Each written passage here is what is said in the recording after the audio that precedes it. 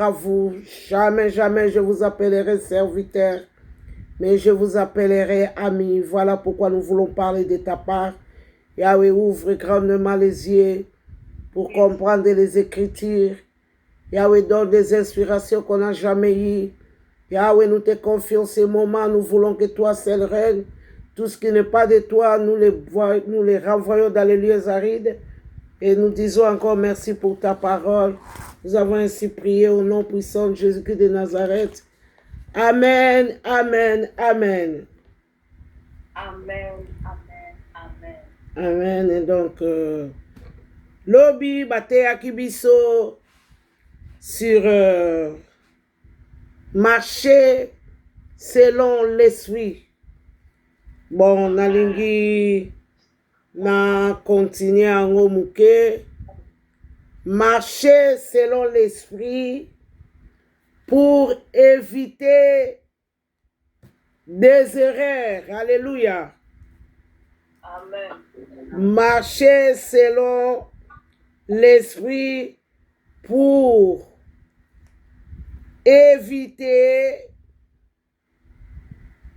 des erreurs ou pour être confiant. Donc, pour avoir la foi que ce que je fais, une foi ferme. Parce que quand tu marches selon l'esprit, donc tu marches avec une conviction. Donc, ozotambola la conviction, ozotambola la force moko ozomona te. Ozotambola la assurance moko. Eloko moko ezomema yo kende, kotika te, sala, kolemba te. Yango wana nde marcher selon l'esprit.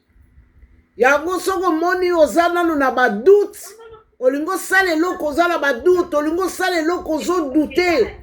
Ozo sala eloko ozala assurance mon côté. Tu dois continuer à prier. Tu dois continuer à prier parce que au communal totalité te na place wana. Parce que tant Saint-Esprit est fan na kakati na mutu. Et puis ça va vouloir moko surnaturel.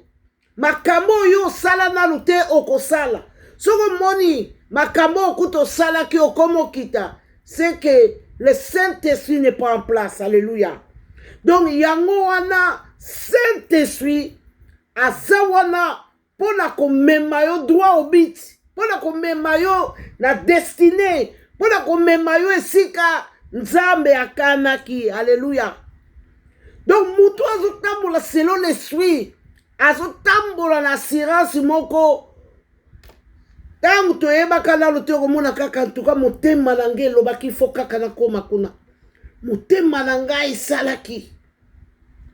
Et puis, même si on a la doute, Saint-Esprit akoya koloba na yo même na ndoto. Même akoya ko souffler na oreille ba o ba yo kaka Saint-Esprit akotelema. Alors souffler na oreille.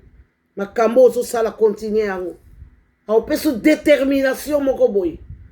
Yango komona batu oyo. Oyo azala Saint-Esprit, ozala besoin oloba na batu te ko ozala Saint-Esprit. Mutu azala Saint-Esprit, toyebi koyeba ye. Ke o wana Saint-Esprit mte tambusaka ye. Parce que Saint-Esprit soka bandi otambusa mutu. Donc okozala même fatigable. Parce que Bible lobi azopeso même la force de buffle. Yango ozomona Jésus avant kendela ye azobondela ba apôtre. Il faut baser la Saint-Esprit. Parce que sans le Saint-Esprit, vous ne pouvez rien. Vous n'allez pas aussi témoigner le nom de Jésus. Yango komona batuo ba la Saint-Esprit. Basalaka la difficulté te akoloba de la part de Jésus. Alléluia. Basalaka la difficulté te, quel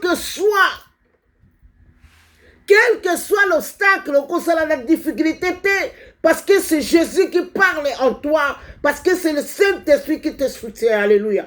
Tout le monde, même dans l'Ancien Testament, tout le monde, prophète Michée, il y a même roi, abendi ba prophète nyonso, mais il y a tikalaki catégorique na mongongo ya Nzambe.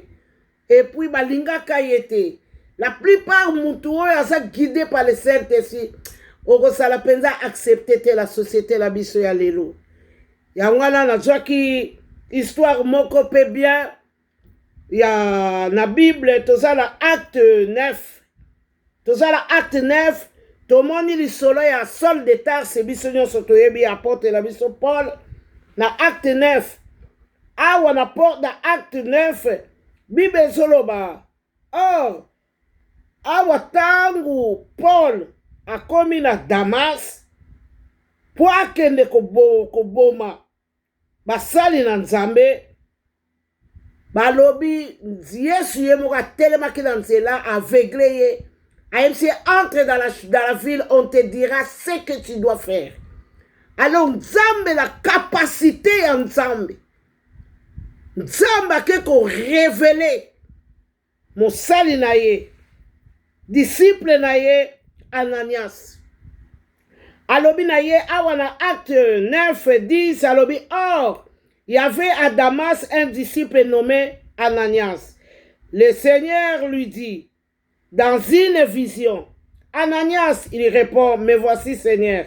Et le Seigneur lui dit, lève-toi, va dans la rue qu'on appelle la droite et cherche dans la maison d'un Judas un nommé Saul de Tarse. Car il prie et il a vu à une vision un nommé aussi Ananias. Donc, Paul kuna, Ananias kuna Nzamba tindi ye. Et puis Paul pe lisusu na kati ya prière na ye. Nzamba azolakisa ye ke mutu moko Ananias akoya kotia yo maboko. Donc, cet esprit azalaki à l'œuvre, l'esprit d'Nzambe eza ko guider mutu la mutu asala erreur te. Parce que la place, voilà, il n'y a pas d'erreur. Parce que la temps, voilà, qui Paul a bon makabato. Paul a yé awana Damas, c'est pour aboma biso. Mais pour yo koka il faut ça la révéler, guidé par le Saint-Esprit. Parce que sans le Saint-Esprit, c'est impossible pour nous. Otia Paul de Tarse maboko. Yango comme la Bible, ça koloba. Ne précipitez pas à imposer les mains. Alléluia. Amen. Ne précipitez pas à imposer les mains. Nzambe a pekisi. Awa, pour yo okene ko imposer. Paul de Tarse maboko. Ah, il faut ça la Saint-Esprit mutatindi yo. Mais sinon, on peut saler la yangote lukuta. Donc, c'était le cas awa. Donc, Ananias a moni. Donc, alingo discuter l'ensemble.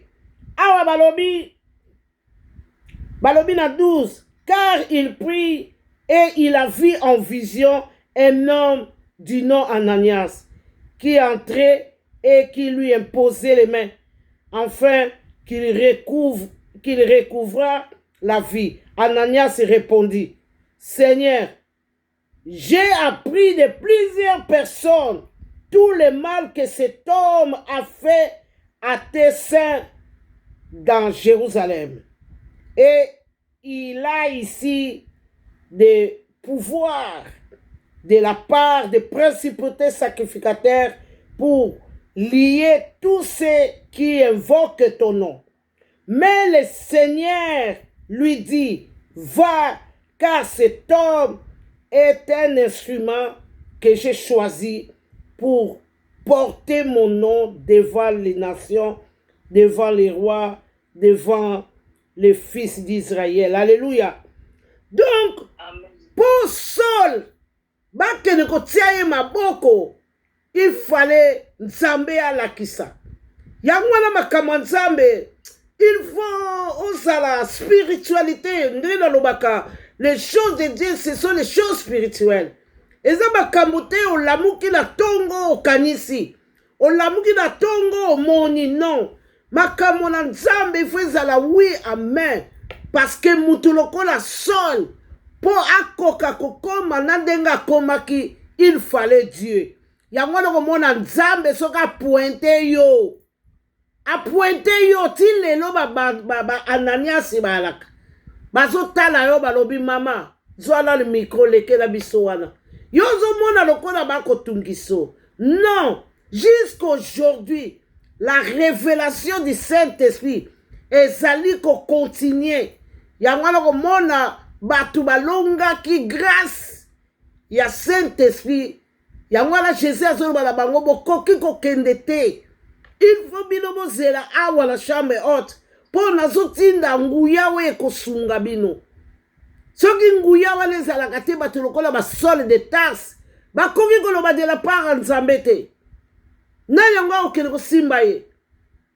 Yango nakomona ezala bato mosusu ezala témoignage ya pasteur moko na Kinshasa eningalaka wana bazane avant ba corona ke mutu wana balako lekala ye azalaka frère moko ka boye kaka ba frère o basalaka évangile na bango na ndenge ya pasi wana na bakongo o babamba kama papa wana siko frère anga balako leka na lemba na banzo batebele ba histoire ango frère ango tango azoleka a mutaliboma asengi elipa aleki Saint-Esprit alobi oleki po anizonga zonga bondela pona ye donc mutaliboma wana bayebi ye mula na mula azalaka liboma mais Saint-Esprit ayebisi ye zonga bondela frère wana banda kobondela abanda kobondela poussé par l'esprit batu batonda mutaliboma ye juste d'un clé d'œil mutaliboma bandi olongola bilamba alataki abandi oh ndenge nini na bilamba ebele boye mutaliboma alongola elamba liboso ya mibale ya misato alataki so bilamba 10 mutaliboma alongoli lembe ningani ba journaliste baye frère wana ba police baye batie en sécurité. Alléluia. Ne faut pas jouer avec le Saint-Esprit. Saint-Esprit a conduire yo ti la porte désirée. Saint-Esprit a komema yo bisika oyo kanda kite. Alléluia. Donc Saint-Esprit azali l'homme idéal pour na kosunga yo la misala ya Nzambe. Okoki okende makambo na Nzambe te na kwangala likaya bolamuki kaka boyokei. Non. Il faut le Saint-Esprit. Balobi mutu wana a partir wana koma kana bagarde du corps. Po mutu nyonso azalaki wana azoluka kaka simba ye. Sola simbi yenga pela kobike. Soki abondeli pe pona ngai. Bagarde du corps. Bapesi ye bagarde du corps. Azonga kali sous place afandaka te. Po batu nyo balobi Kinshasa ningani na batu basokuta balemba na batu bauta bamatete baso ya mutu moko mutu ango ye wana oya bikisaki mutu balakisi azalaka kuna mais soko ke akozala sute. Pourquoi? Parce que Saint-Esprit azalaki en collaboration, parce que Saint-Esprit akotaki makambo wana. Alléluia. Donc balobi Ananias alingi a discuter l'ensemble. Nzamba loboko discuter te parce que ngam tu na tindi yo okokende yango bomona na lobaka toujours biso to okoma lanko parce que Saint-Esprit asa kota makambo. Alléluia. Parce que Nzamba yeba biso, parce que Nzamba yoka. Alléluia. Balobi Paul de Tarse tango yazo sambela balobi Nzambe pe asi a signaler ye que na tindi déjà mutu moko Ananias akokota awa akoimpose yo maboko. Donc bango nyonso bazalaki déjà en communication.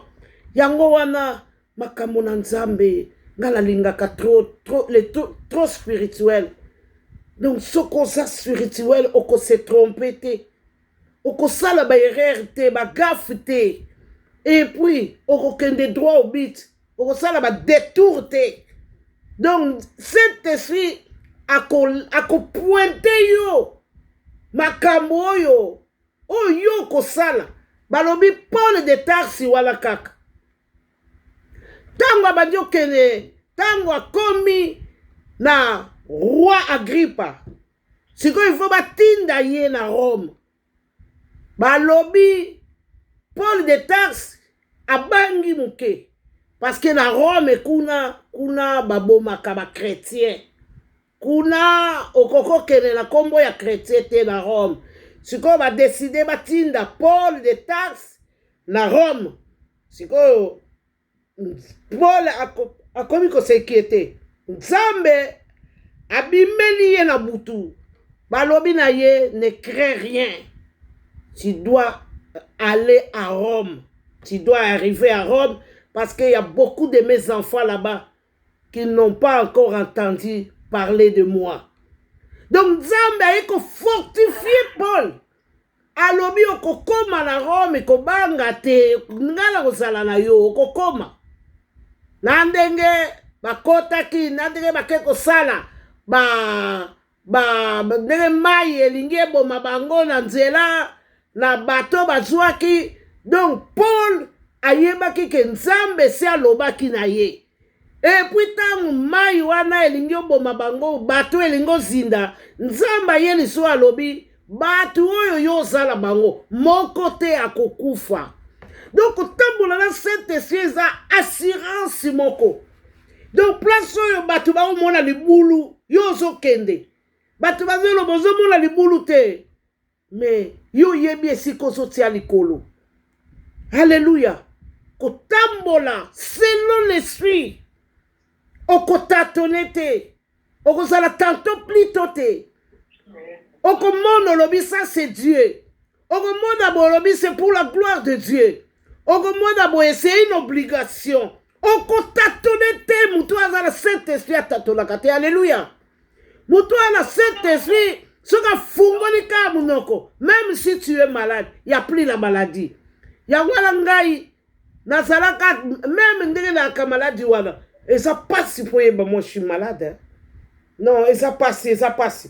Pour ça la bandit da fungoli ka munoko la bandit lo bakomwa Jésus. Et ça la esprit moko ya ni makanga et pienga bakasi et la musi ba symptômes nyoso. Na tango wana ya la maladie qui disparaît. Alléluia. Pour la koloba Saint-Esprit aza somo akomemo bisika oyo tu ne peux pas arriver. Non, tu ne peux pas. Ya ke ye mutako komisa yo. Alléluia. Tomoni awa na acte 10 lisusu. Tomoni histoire à Corneille. Na tango wana Corneille c'est le premier païen converti. Na acte 10 ba yebisi biso histoire à Corneille. Mais Corneille na ba juif bango ba kokaki komona na te un païen mutu lokola Pierre aya komona païen akokotia likolo na ndako ya païen te ezalaki interdit na Israël. Mais Bible zoloba tangu Nzambe abimeli ange Nzambe abimeli Corneille alobi na ye en tout cas makamnyo sosali emonani toyoki yango pe ndimami. Mais la minute oyo il faut tinda mutu basali na yo tinda bango na Jope kuna na Jope Pierre aza kuna tinda bango po bakende kozwa Pierre bayana bango bayana ye. Mais la tango ezaki impossible pour salama. Et comment salama te parce que c'est interdit. Yo juif otia makolo et pas ma païen. Oh nani Corneille ya salaki déjà païen oyo abongwani ya bandi kolingana Nzambe. Donc ndenge moka na histoire à Paul de Tarse. Si lelo toala batu oyo ba jija kabatu na misu ya musuni. Oh c'est Dieu qui juge. Yango comme la Bible zoloba ne jugez point. Car même ne jugez pas. Donc celui qui juge, c'est lui qui a le Saint-Esprit. Donc parce que le Saint-Esprit ne peut pas se tromper. Saint-Esprit a connu qu'on se trompé tant qu'on juger mon alléluia. Donc Bible lobby, il fallait batinda batula choper pour que le koloba la Pierre aya awa et pas ya Corneille. Mais le quoi la Nzamba yeba ki bango bazala ba loi, bazala ba limite. Ndeko komona na tongo Corneille atindi basali na ye. Mais Nzambe yango balobaka quand il envoie la mission, il est derrière pour accomplir. Yango na soki Nzamba pesi yo mission. Kobudaka te kodutaka te. Yo telema kaka, il est derrière. Parce que yemo quoi accomplir. Alléluia. Yemo quoi yebi. Okobeta libakute alobi. Il ne permettra pas que ton pied chancelle. Pour yemo quoi kozala sima. Balobi akokenge la yo même ba ange balokota yo. Alléluia. Yango wana oromona tango bakei bake komona Corneille.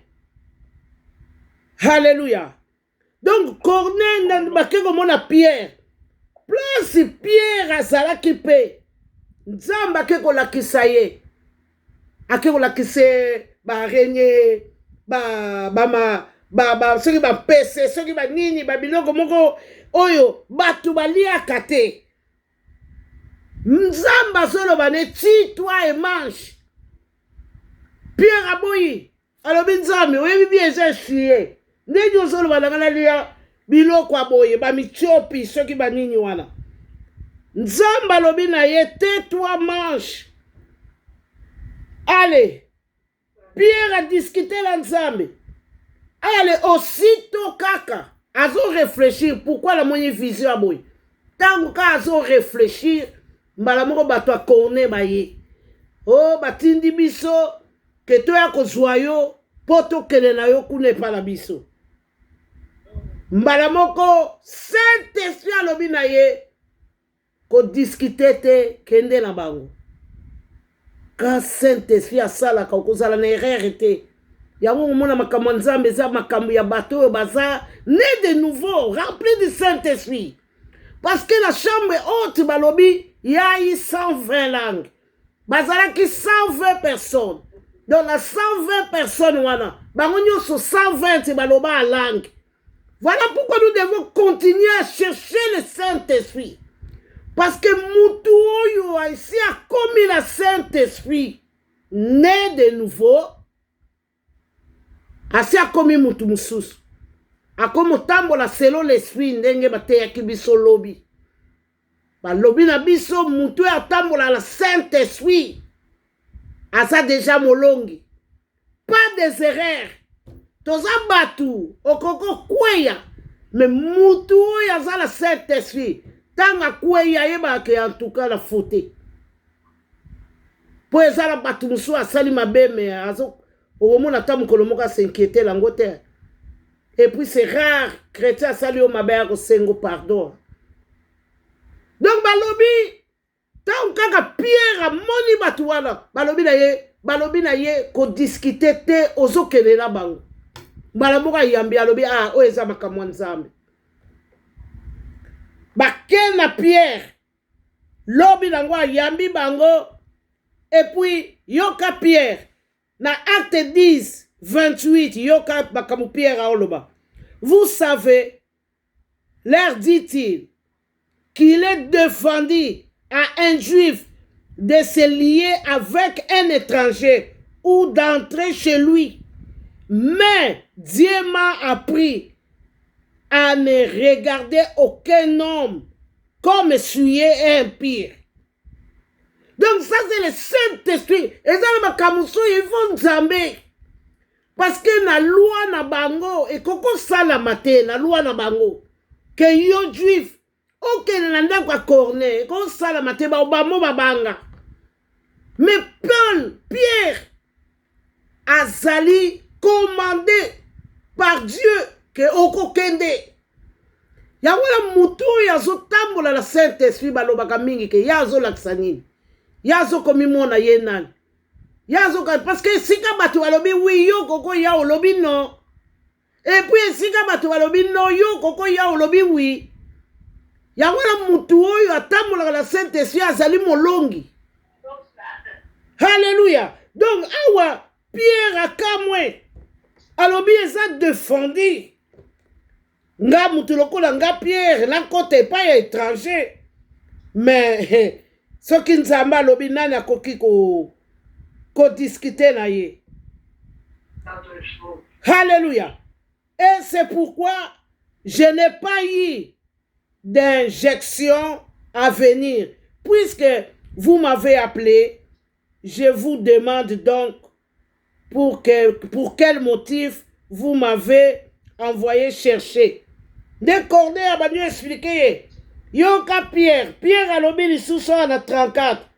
Alors Pierre ouvra la bouche et dit, en vérité, je reconnais que Dieu ne fait point d'exception de personne. Donc Nzambe Tango a pointé mutu, il faut tout ça là, très très attention. Okoki ko se tromper. Yango na Bible lobi ko boya likambo na Nzambe. Luka likambo na mutu musume na Nzambe te. Alléluia. Na Nzambe te. Yango na balobi biloko ya Nzambe za sacré. Ko simba te quand tu n'es pas prêt. Ne touche pas. Alléluia. Donc batu oyo basalelaki Nzambe même depuis l'Ancien Testament. Bazalaki guidé par l'Esprit de Dieu. Tout le monde a Saul, roi Saoul, balobi l'Esprit de Dieu et l'ongweye, lui quitta. Et sali le quoi liboma. Donc, tu dois être rempli du Saint-Esprit et marcher avec le Saint-Esprit. Être guidé pour ne pas commettre de erreurs et pour ne pas être fatigué. Parce que makambo ya Nzambe tokota ezali ba contrat CDI. Alléluia. Ezate otatone la lembi na tiki nanu na bandi. Non, non, non, non.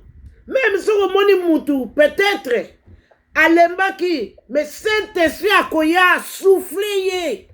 Ye muka ko telema sa mutu aloba na ye. Parce que il est aidé par le Saint-Esprit. Vraiment, que Lucas Saint-Esprit est ça très capital là-bas dans l'ensemble. Pour nous tourner dans mon lit, mon ensemble, et c'est kaka vie à prière. Vie à prière. Donc, prier au-dessus de la normale. Et qu'on fungo la nyoso. Et qu'on fungo la bateau, et fungo li mato, et fungo li misu. Et fungoli et pesio ma capacité surnaturelle. Non, na mutu so tali ya lobi ma pesio kombo. Et là batu musu so tali bango yo mo lobi ça c'est un serviteur de Dieu. Celui-là c'est un servant de Dieu. Donc c'est les gens qui ne discutent pas. Oh nyo so pesa ya akei. Ayebi que Dieu est dedans. Alléluia. Dieu doit être dedans pour te donner des capacités afin d'y arriver. Alléluia. Nalingaki ko loba na mutu moko lelo. Nalingi loba na yo. Zala rempli du Saint-Esprit. Zala guidé par le Saint-Esprit. Oko zala lisu na ba erreur mingite. Oko zala pe na ba excuse te. Pourtant on fungola ga munoko. C'est le Saint-Esprit qui prend le relais. Hein? Na mona ngwate voix ezate ba pekisi ga pe ko loba. Pe ma pe ezate. Tango badiga kombo à Jésus, allez yo wano banyo ganga, ou banyo loba. Parce qu'il vient donner un coup de pouce derrière, afin que tu y arrives. Parce qu'il y a que ozo sala œuvre là yé. Et puis ozo sala ngona motema moko ozo boyate, malgré l'incapacité. Mais tu acceptes. Mais il doit être là, alléluia. Il doit être là. Même si incapacité parce qu'il échoue jamais. Na mona te place nzamba échoué. Yangwana soni batindi eloko telemaka akende parce qu'il est derrière pour accomplir. Vraiment la nga qui doit fortifier mutu moko que Saint-Esprit tanga otambola na mutu. Yangwana komona Jésus azoloba, je vous ai envoyé d'aller faire de toutes les nations des disciples et bon l'embater parce que je serai avec vous jusqu'à la fin du temps. Jésus azo rassuré bat. Je serai avec vous jusqu'à la fin des temps.